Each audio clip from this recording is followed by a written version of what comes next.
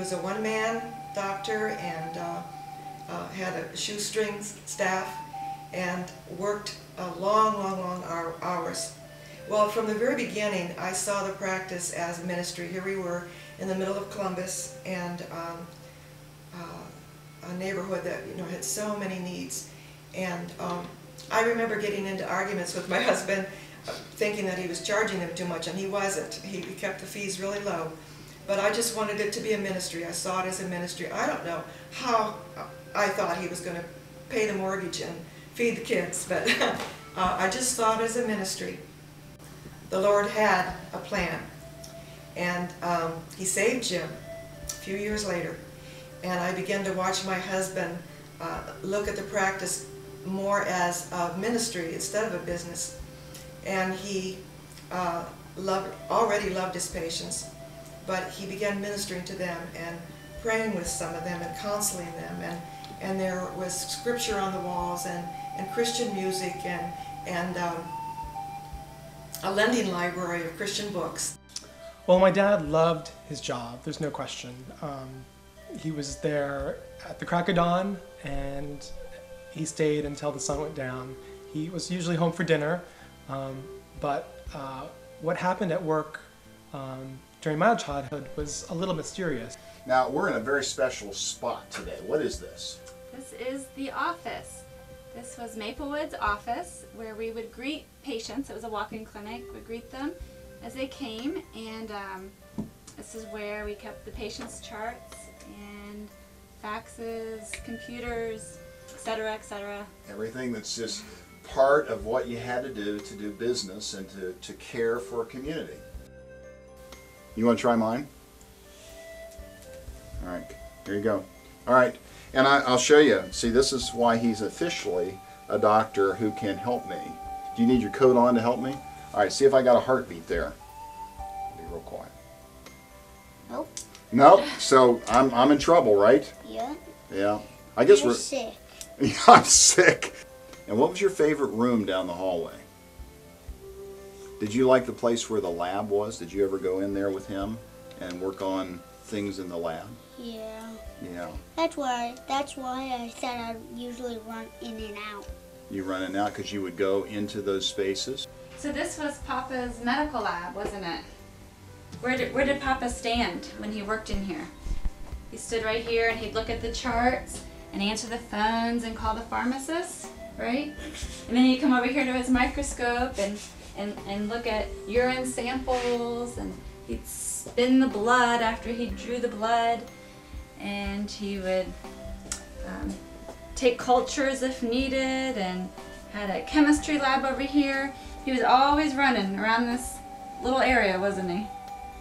It wasn't until he passed away, truly, that I personally got a greater sense of how much he loved his job and how much he loved the community that he worked in, and how much the community actually loved him.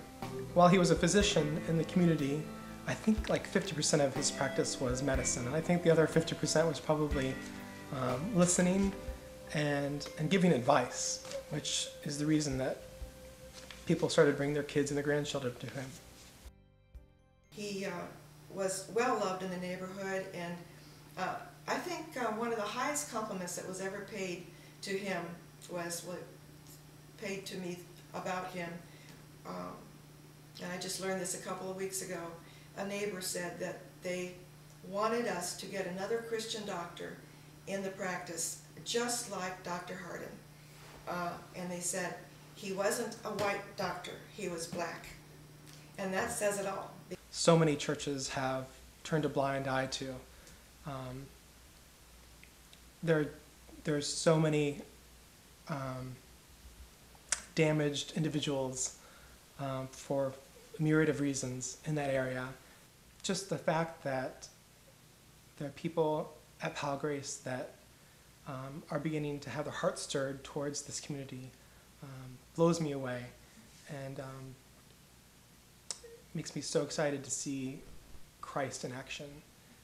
Because I think that if Christ came to Columbus, Ohio in 2010, that he probably would spend some time in Linden and probably would not have spent a lot of time at Easton or Polaris because his heart was for the poor, disfranchised. It was not only illness that he cured. It was heartache, sadness, and just about anything you wanted to talk about.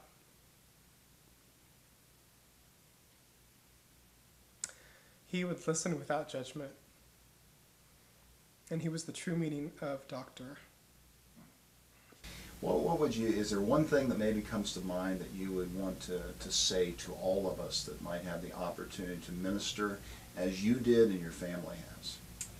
Well, like I said earlier, we all like to be needed, and Jesus calls us to go where the lost and hurting are.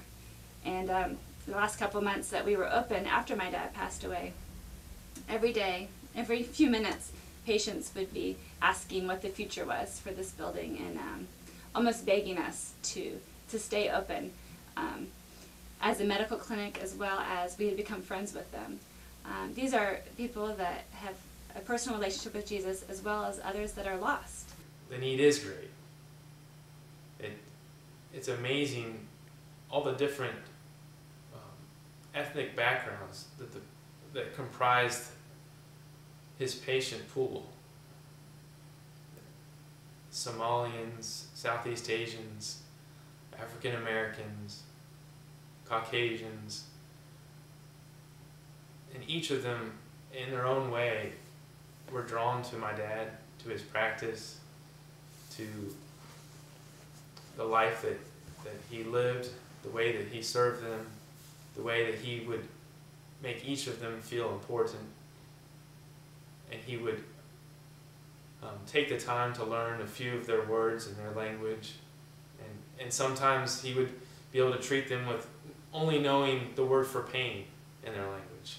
Many of us talk to God and we ask, God, show me opportunities, show me where there's need. Let me see outside of myself. Well, I'm telling you, there is opportunity on Cleveland Avenue in Columbus, Ohio. There are people with real needs, physical, definitely spiritual needs. It's a tough neighborhood, and there are people that are hurting, and there's limitless amount of opportunities and ways to influence people for God's kingdom. And if I can say anything, the fact that Jesus said, he said to his disciples, lift up your eyes, look on the fields, see that they are white for harvest.